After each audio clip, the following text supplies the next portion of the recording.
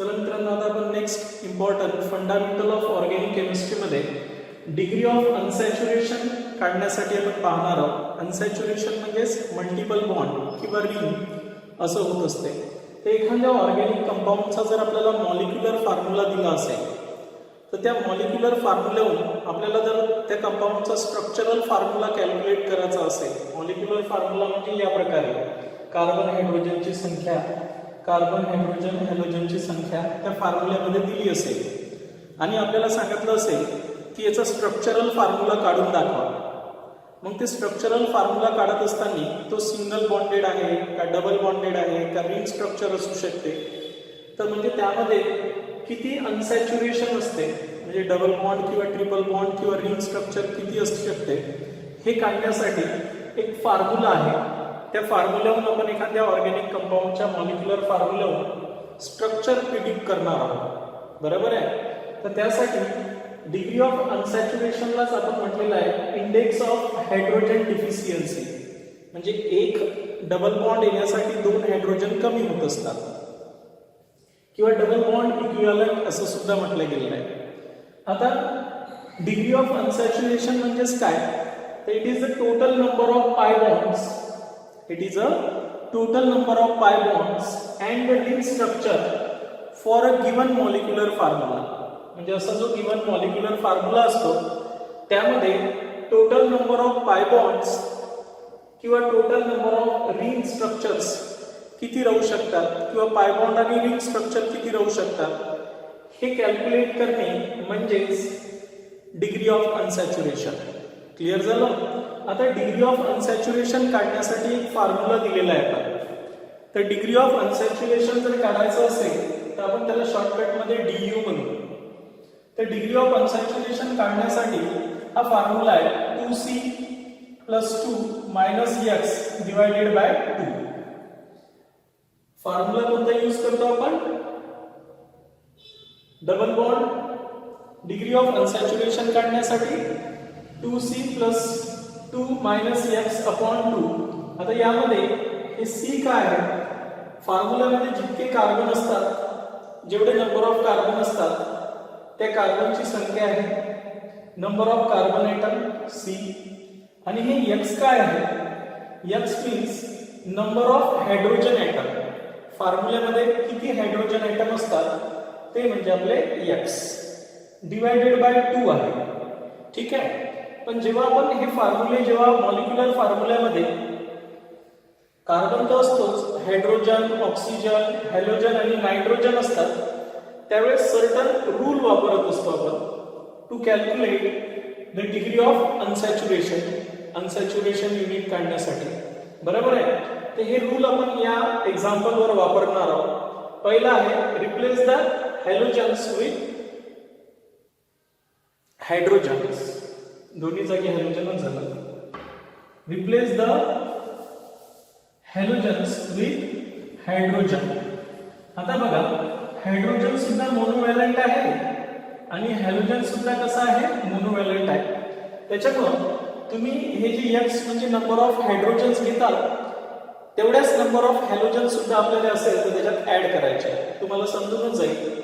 दुसरं आहे, जर ऑक्सिजन किंवा सल्फर फॉर्म्युल्यामध्ये असेल तर आपण ऑक्सिजन किंवा सल्फर जर फॉर्म्युल्यामध्ये असेल तर x ची किंमत आपण 0 घेणार आहे. ऑक्सिजन आणि sulphur is omitted from formula. त्यानंतर नायट्रोजन जर फॉर्म्युल्यामध्ये असेल तर एक नायट्रोजन असेल तर एक हायड्रोजन फॉर्म्युल्यामधून आपण कमी करून टाकू. म्हणून remove nitrogen along with 1 hydrogen. Nitrogen जेव्हा काढतो त्यासोबत एक हायड्रोजन सुद्धा कमी करायचा असतो फॉर्म्युल्यामध्ये. आता बघा, असा एक प्रॉब्लेम दिलेला आहे, त्यावरून तुम्हाला समजेल की ही डिग्री ऑफ अनसॅच्युरेशन कसं काढत असते. म्हणून calculate the degree of unsaturation in the following molecular formula. पहिला फॉर्म्युला दिलेला आहे. डिग्री ऑफ अनसॅच्युरेशन काढू आपण या फॉर्म्युल्यासाठी. काय फॉर्म्युला आहे आपला, 2C + 2 - x डिवायडेड बाय 2 असा फॉर्म्युला आहे. आता C म्हणजे नंबर ऑफ कार्बन ॲटम, म्हणून 2 × 9 + 2 - x means number of hydrogen item.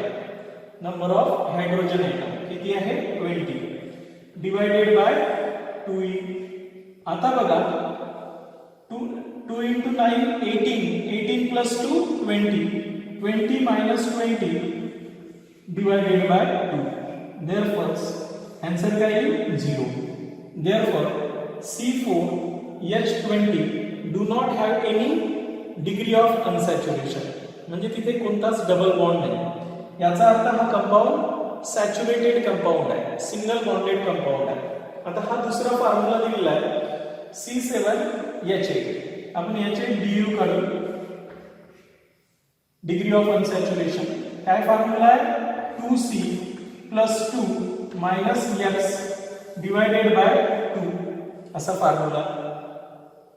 त्यामुळे आता काय करणार, हे कार्बनची संख्या किती आहे तर 7 आहे. 7 multiply by 2 means 14 plus 2 minus number of hydrogen किती आहे 8 डिवायडेड बाय 2 मीन्स 16 मायनस 8 किती झाले 16 मायनस 8 by 2 मीन्स 4 DU राहील, 4 अनसॅच्युरेटेड युनिट राहील. बरोबर आहे. त्यानंतर इथे जर आपल्याला डिग्री ऑफ अनसॅच्युरेशन काढायचं असेल याचं C5H7X आपण सांगितलेलं आहे की हॅलोजन्स हा हायड्रोजनला रिप्लेस करायचा आहे. म्हणजे हा आता हॅलोजन आहे, त्यात एक हायड्रोजन आपण काय करायचा आहे हॅलोजनच्या ऐवजी ऍड करायचा आहे जेव्हा आपल्याला अनसॅच्युरेशन काढायचं असते. म्हणून याचा DU काढण्यासाठी कसं काढणार आहात तुम्ही आता काय फॉर्म्युला आहे 2C plus 2 minus X divided by 2 हा फॉर्म्युला लक्षात ठेवायचा आहे. त्यामुळे आता 2 into 5 कार्बनची संख्या किती आहे 5 मीन्स 2 into 5 plus 2 मायनस आता X किती घेसाल, हे जे हॅलोजन एक हायड्रोजन म्हणून कन्सिडर करायचा आहे. 7 plus 1 मीन्स 8 घ्यावं लागेल आपल्याला इथे डिवायडेड बाय 2 मीन्स काय होईल 10 plus 2 12 minus 8 म्हणजेच काय राहणार आहे 4 by 2. ठीक आहे. आणि याचा आन्सर किती 2. त्याच्यामुळे नंबर ऑफ अनसॅच्युरेशन किती राहणार आहे याच्यामध्ये 2 अनसॅच्युरेशन राहील. आता इथे बघा रूल नंबर 3 लावायचा आहे हे फॉर्म्युला सोडवण्यासाठी. इथे बघा डिग्री ऑफ अनसॅच्युरेशन DU काढू आपण. काय फॉर्म्युला आहे 2C plus 2 minus X upon 2. मग आता 2 into C ची किंमत म्हणजेच कार्बन 9 आहे प्लस 2 मायनस X. आता X घेण्यासाठी oxygen omitted from formula, oxygen आणि सल्फर असेल तर त्यासाठी काहीच घ्यायचं नाही. आणि नायट्रोजन जर असेल तर फॉर्म्युल्यामध्ये जेवढे टोटल नायट्रोजन असतील तेवढे हायड्रोजन आपण काय करायचे आहे कमी करायचे आहे.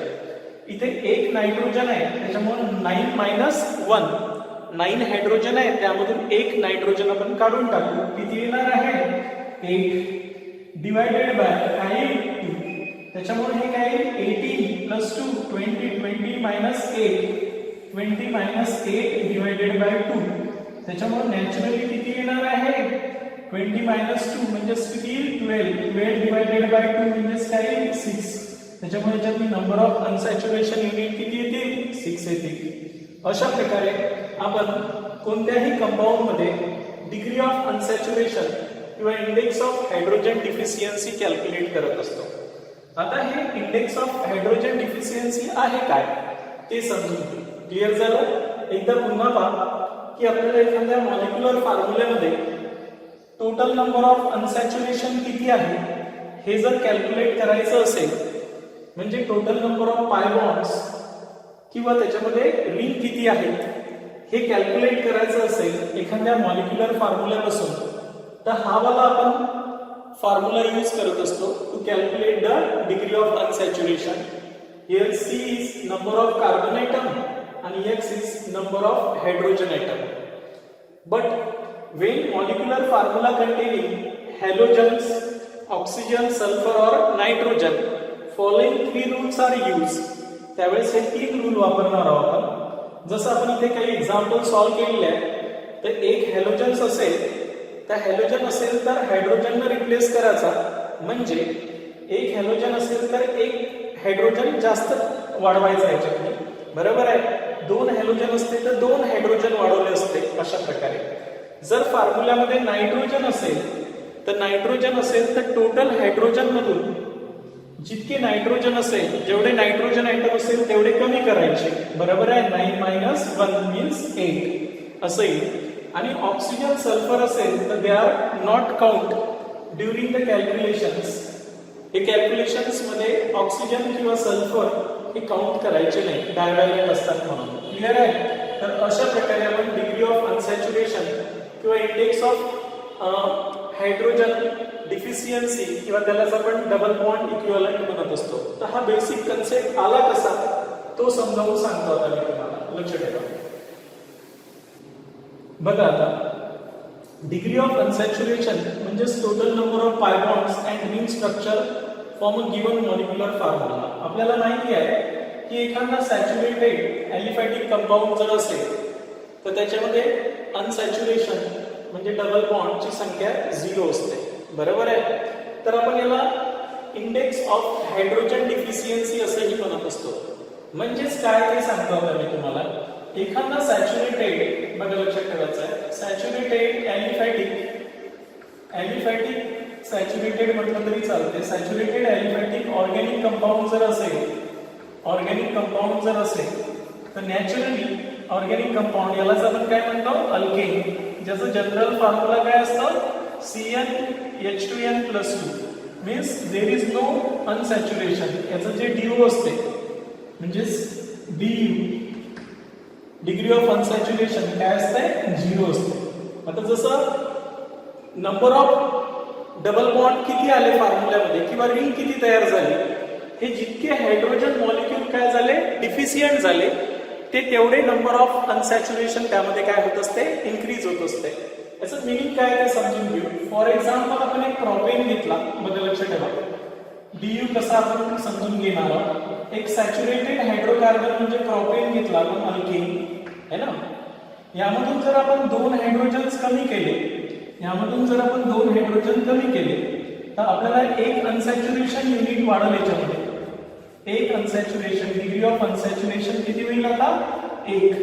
म्हणजे when any molecule undergo deficiency of 2 hydrogen, एखाद्या मॉलिक्यूल मध्ये 2 हायड्रोजनची डिफिशियन्सी असेल तर it's DU is 1. That's why it is called as index of hydrogen deficiency. Similarly, आपण जर एक मॉलिक्यूल हायड्रोजनचा पुन्हा या अल्कीन मधून कमी केला तर पुन्हा एक अनसॅच्युरेशन वाढेल. बरोबर आहे. म्हणजेच आपला फॉर्म्युला पुन्हा असा करू आपण, एक हायड्रोजन पुन्हा मी हे 2 हायड्रोजन्स काढले यामध्ये वापस, तर अजून एक अनसॅच्युरेशन यांच्यामध्ये काय होईल, इन्क्रीज होईल. त्याच्यामुळे तुमचं अनसॅच्युरेशन युनिट काय येईल, या प्रकारचं. आता एक ट्रिपल बॉन्ड म्हणजे DU किती, 2 अनसॅच्युरेशन. ठीक आहे. त्याच्यामुळे आपण असं म्हटलेलं आहे की total number of hydrogen molecule deficiency, जितक्या नंबर ऑफ हायड्रोजन मॉलिक्यूलची डिफिशियन्सी होते from the saturated aliphatic hydrocarbon means alkane, that indicate the index number called as index of hydrogen deficiency. त्याच्यावरूनच आपण त्यामध्ये किती अनसॅच्युरेशन आहे हे काढत असतो. एक हायड्रोजन मॉलिक्यूल कमी झाला तर एक डिफिशियन्सी. एखाद्या मॉलिक्यूल मधून 2 हायड्रोजन जरी डिफिशियंट झाले, 2 हायड्रोजन मॉलिक्यूल डिफिशियंट झाले तर त्याचा डिग्री ऑफ अनसॅच्युरेशन 2 होईल. बघा इव्हन आपण हा सायक्लिक फॉर्म मध्ये जरी मांडला, हाच कंपाऊंड आपण असा मांडलाय. बघा लक्षात ठेवा. मी जर हाच प्रोपेन या फॉर्म मध्ये मांडला असेल, या फॉर्म मध्ये सुद्धा मांडतो मी आता, हाच प्रोपेन मी असा मांडला. ठीक आहे. यामधून जर आपण 2 हायड्रोजन काढून टाकले म्हणजे एक हायड्रोजन मॉलिक्यूल काढला तर एक डिग्री ऑफ अनसॅच्युरेशन याच्यामध्ये तयार होईल. त्यामुळे आपला फॉर्म्युला काय बनेल असा, या प्रकारे आपला फॉर्म्युला बनेल. ठीक आहे.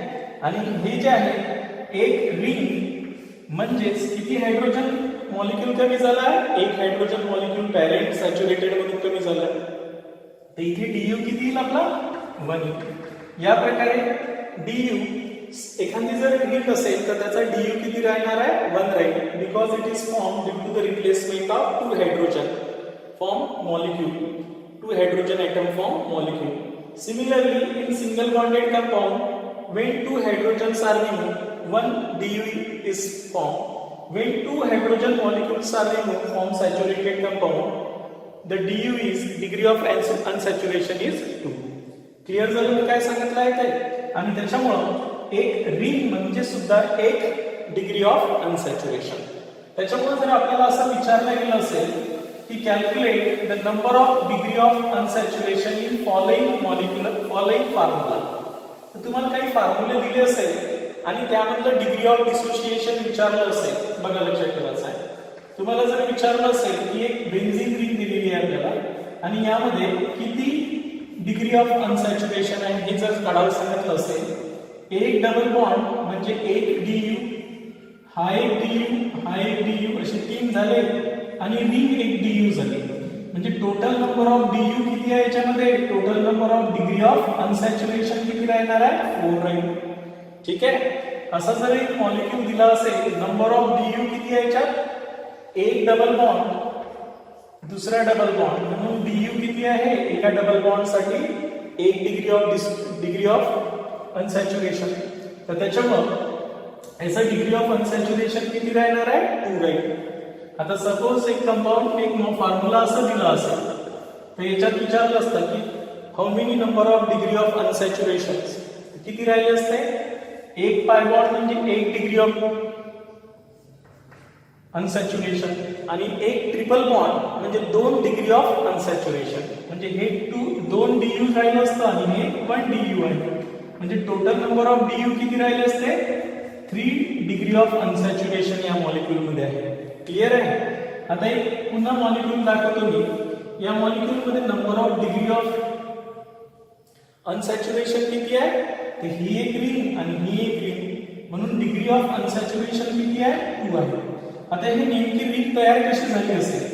बघा, हा ब्युटेन असेल, हे ब्युटेन आहे, या ब्युटेन मधले हे जे 2 हायड्रोजन आहेत हे निघून गेले, बरोबर आहे, आणि एक रिंग तयार झाली पहिल्यांदा अशी.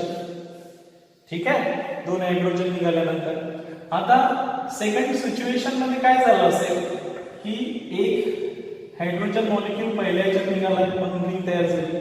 आता इथचा एक हायड्रोजन आणि इथचा एक हायड्रोजन निघून गेला आणि त्यामुळं यामध्ये दुसरा हायड्रोजन मॉलिक्यूल निघून गेला, त्यामुळे ही रिंग अशी तयार झाली आहे. म्हणून आपण सांगतो की इथे deficiency index of hydrogen molecule किती आहे? 2 ही रिंग बनण्यासाठी, आणि दॅट्स वाय डिग्री ऑफ अनसॅच्युरेशन ही यामध्ये किती आहे? 2 आहे. ठीक आहे. तर अशा प्रकारे आपल्याला कोणताही फॉर्म्युला जर दिला असेल आणि त्यामध्ये विचारलं असेल की यामध्ये डिग्री ऑफ अनसॅच्युरेशन किती आहे, तर ते कॅल्क्युलेट करता आलं पाहिजे. आता आपण काही फॉर्म्युले काढू की त्यामध्ये possibility of degree of unsaturation किती असतील आणि त्यांचे पॉसिबल स्ट्रक्चर किती असतील हे काढू. बघा, आपण फॉर एक्झाम्पल जर एक्झाम्पल मध्ये मी एक एक्झाम्पल घेतलं तुमच्या समोर, जसं C3H6 आपण विचारलेलं असेल calculate the number of degree of unsaturation and write the possible structural formula. याच्यामध्ये नंबर ऑफ डीयू काढायला सांगितलं असेल आणि यांचे पॉसिबल स्ट्रक्चरल फॉर्म्युले काढायला सांगितले असेल. काय काढायला सांगितलं असेल? पॉसिबल स्ट्रक्चरल फॉर्म्युले. तर ते काढणार आहोत आपण. कसे काढसाल?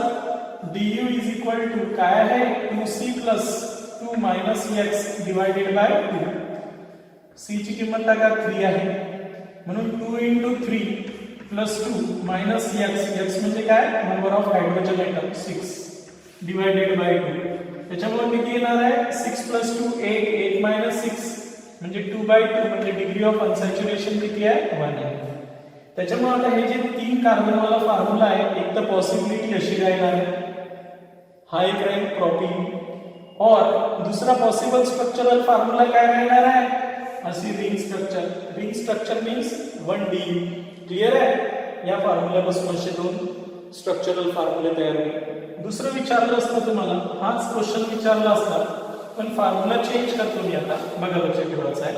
C3H4 calculate the degree of unsaturation and write the structural फॉर्म्युले. पॉसिबल स्ट्रक्चरल फॉर्म्युले कॅल्क्युलेट करायला सांगितले असते, तर तेही कॅल्क्युलेट करता आले असते. सांगा कसं काढसाल? DU degree of unsaturation is equal to 2C plus 2 minus x divided by 2. काय काय त्याची किंमत? कार्बन किती आहे आपले? 3 कार्बन आहे. 2 into 3 plus 2 minus हायड्रोजन्स किती आहे? 4 हायड्रोजन आहे. म्हणून इथे 4 ऍड केले आपण डिवाइडेड बाय 2. काय होईल? 6 plus 2 8. 8 minus 4 means 4 by 2 आणि 4 by 2 म्हणजे डिग्री ऑफ अनसॅच्युरेशन किती आले याच्यात? 2 आले. आता हे जे फॉर्म्युला आहे 3 कार्बनचा आहे की नाही, तर आता हे 3 कार्बनच्या फॉर्म्युल्यामध्ये पॉसिबिलिटी चेक करू आपण. Number of degree of unsaturation किती आहे? 2 आहे. त्याच्यामुळे सरळ सरळ या 3 कार्बन ॲटमला मी ट्रिपल बॉन्ड देईन. ही पहिली पॉसिबिलिटी राहील.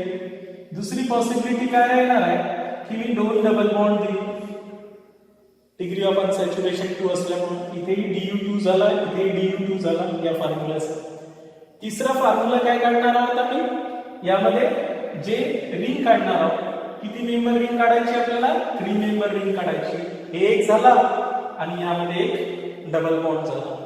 तर हे झालं एक रिंग, एक डिग्री ऑफ अनसॅच्युरेशन आणि एक डबल बॉन्ड डिग्री ऑफ अनसॅच्युरेशन. त्याच्यामुळे हे पॉसिबल 3 स्ट्रक्चरल फॉर्म्युले आपण याचे ड्रॉ करू शकतो. बाकी कन्फर्म जेव्हा होईल की हे कसं असेल, हे स्पेक्ट्रोकेमिकल म्हणजे स्पेक्ट्रोस्कोपिक स्टडीनुसार आपण कन्फर्म करत असतो की एक्झॅक्ट यापैकी कोणतं स्ट्रक्चर असेल ते. सध्या आपण पॉसिबिलिटी ऑफ स्ट्रक्चर्स याच्यावर येऊन काय करू शकतो? ड्रॉ करू शकतो. क्लिअर झालं? एक फॉर्म्युला देतो जे तुमच्या ओळखीचा आहे, बेन्झीन आहे की नाही. तर बेन्झीनचे ही पॉसिबल स्ट्रक्चर काढणार आहोत. स्ट्रक्चरल फॉर्म्युला, याचे स्ट्रक्चरल फॉर्म्युले पॉसिबल करावे आहे की नाही. C6S6 असा एक फॉर्म्युला दिला आहे. Calculate the Du and draw their structural possible structural फॉर्म्युले. आता बघा याचा Du काढू आपण. Du काढत असताना काय फॉर्म्युला आहे? 2C plus 2 minus x divided by 2. घ्या 2 into कार्बनची संख्या आहे 6 plus 2 minus हायड्रोजन्स किती आहे इथं? 6 divided by 2 is equal to काय होईल? 12 plus 2 14 minus 6. बघा 12 आणि हे काय झालं? 14. 14 minus 6 म्हणजे किती झाले? 8.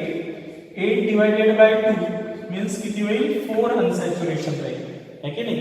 आता 4 अनसॅच्युरेशन असेल तर हे पॉसिबल स्ट्रक्चरल फॉर्म्युले काढू आपण याचे. स्ट्रक्चरल फॉर्म्युले काढवायचे आपण. आता पॉसिबल स्ट्रक्चरल फॉर्म्युले कसे असतील? आपल्यापाशी 6 कार्बन आयटम आहे. 1 2 3 4 5 6 कार्बन आयटम आहे. त्याच्यामुळे आता मला एक ट्रिपल बॉन्ड जर पहिल्या नंबरला दिला तर हे झाले 2, हे झालं 3 आणि हे झालं 4 डिग्री ऑफ अनसॅच्युरेशन. दुसरी पॉसिबिलिटी 1 2 3 4 5 1 2 3 4 5 6 कार्बन झाले. आता दुसरी पॉसिबिलिटी मी ट्रिपल बॉन्ड मधून घेतो म्हणजे 2 डिग्री ऑफ अनसॅच्युरेशन झालं. हे 3 डिग्री ऑफ अनसॅच्युरेशन आणि हे 4 डिग्री ऑफ अनसॅच्युरेशन. असा एक पॉसिबल फॉर्म्युला राहिला असता. नेक्स्ट पॉसिबिलिटी मी अशी केली असती. बघा एक 5 मेंबर रिंग काढली असती है ना. 6 मेंबर एक कार्बन दिला असता त्याला. त्यानंतर हे रिंग म्हणजे इटसेल्फ 1 डबल बॉन्ड 2 3 and 4 अनसॅच्युरेशन झालं असेल. रिंग म्हणजे एक अनसॅच्युरेशन, हे 2 हे 3 आणि हे 4 असे 4 अनसॅच्युरेटेड युनिट झाले असते. पाचवी पॉसिबिलिटी काढली असती आपण. हे रिंग काढली असती आणि अल्टरनेट डबल बॉन्ड दिले असते म्हणजे बेन्झीन रिंग आहे की नाही. अशा प्रकारे त्यामुळं नॅचरली असे पॉसिबल स्ट्रक्चर किती तयार झाले असते यांच्यामध्ये? 4 पॉसिबल स्ट्रक्चरल फॉर्म्युले तयार झाले असते ज्यावेळेस यांच्यामध्ये अनसॅच्युरेशन युनिट 4 असेल. म्हणजे या मॉलिक्युलर फॉर्म्युल्यापासून असे 4 पॉसिबल स्ट्रक्चरल फॉर्म्युले तयार करता आले असते आपल्याला. क्लिअर आहे? पण हा वाला जो पॉइंट आहे हा अतिशय महत्वाचा आहे. डिग्री ऑफ अनसॅच्युरेशन काढणे. हे अनसॅच्युरेशन काढल्यानंतर आपण एक्झॅक्ट या 4 पैकी कोणतं स्ट्रक्चर असेल हे आपण थिअरॉटिकल नाही प्रिडिक्ट करू शकत, पण एक स्पेक्ट्रोस्कोपिक स्टडी असते ज्याच्यावर आपण एक्झॅक्ट स्ट्रक्चर स्पेक्ट्रा काढतो त्याचा, म्हणजे लाईटच्या ऍक्टिव्हिटीचा वापर करून त्याची इन्फॉर्मेशन त्या मॉलिक्यूलची घेतो आणि त्यामधून आपण एक्झॅक्ट या 4 पैकी कोणतं स्ट्रक्चर असेल ते सांगू शकतो. जनरली आपल्याला माहिती आहे की हे बेन्झिनचं स्ट्रक्चर असते, म्हणून बेन्झिन हे स्टेबल स्ट्रक्चर आहे यापैकी. क्लिअर झालं? तर अशा प्रकारे आपण डिग्री ऑफ अनसॅच्युरेशन काढू शकतो. कोणताही फॉर्म्युला दिला असेल तर त्यातली किती डिग्री ऑफ अनसॅच्युरेशन आहे असं काढा म्हटलं तरी काढता आलं पाहिजे. जसा हा फॉर्म्युला आहे याच्यात डिग्री ऑफ अनसॅच्युरेशन एक डबल बॉन्ड म्हणजे 1 2 3 आणि रिंग हे, म्हणून याचा डीयू किती राहणार आहे 4 असं सांगता आलं पाहिजे. क्लिअर आहे? म्हणून पहिल्या पॉइंट्स पासून तर तुम्हाला शेवटच्या पॉइंट्स पर्यंत हे क्लिअर समजलं पाहिजे की तुम्हाला नेमकं काय करायचं आहे. एक डबल बॉन्ड केव्हा येतेच ते 2 हायड्रोजन ऍटम जरा निघून गेले तर, म्हणून याला इंडेक्स ऑफ हायड्रोजन डिफिशियन्सी सुद्धा म्हटलेला आहे. क्लिअर झालं?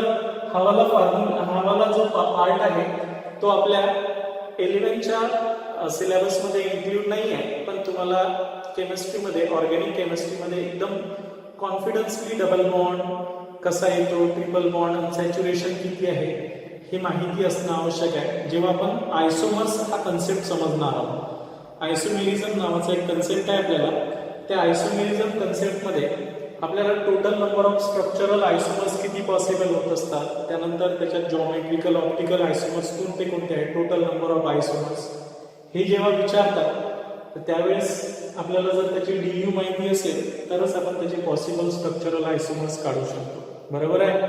म्हणून आपल्याला एक केमिस्ट्रीमध्ये आयसोमेरिझम नावाचा कन्सेप्ट आहे.